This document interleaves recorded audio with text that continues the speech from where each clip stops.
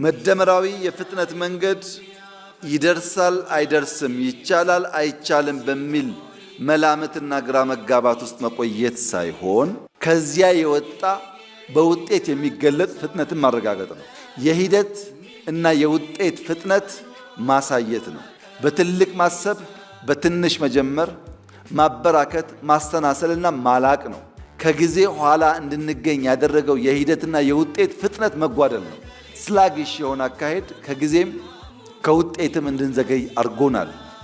ጊዜ ተሻግሮ አለማሰብ፣ ለነገ አለመዘጋጀት፣ ለትውልድ አለማቆየት። ሰርገኛ መጣ በርበሬ ቀንጥሱ፣ አስፋልት ከሆነ ሽሮ ፈሰስ። ጊዜን ማሳደር፣ ችግርን ማሳደር፣ ፕሮጀክቶች በጊዜ አለማጠናቀቅ፣ ሄዶ ሄዶ ለትውልድ የሚቆይን ወረት ማሳነስ ነው።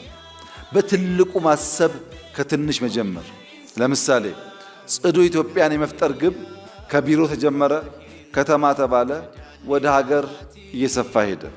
ኮሪደር፣ የበጋ ስንዴ፣ ሌማት፣ ግሪን ሌጋሲ፣ ሁሉም ኢኒሼቲቭ ጅማሮ አነስተኛ ነበር።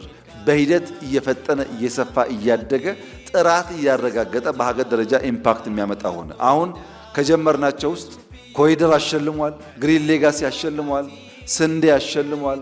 አብዛኛው የእኛ ኢኒሼቲቮች በዓለም አቀፍ ደረጃ ሪኮግናይዝ የተደረጉና ሽልማት ያሰጡ ናቸው። ለምን?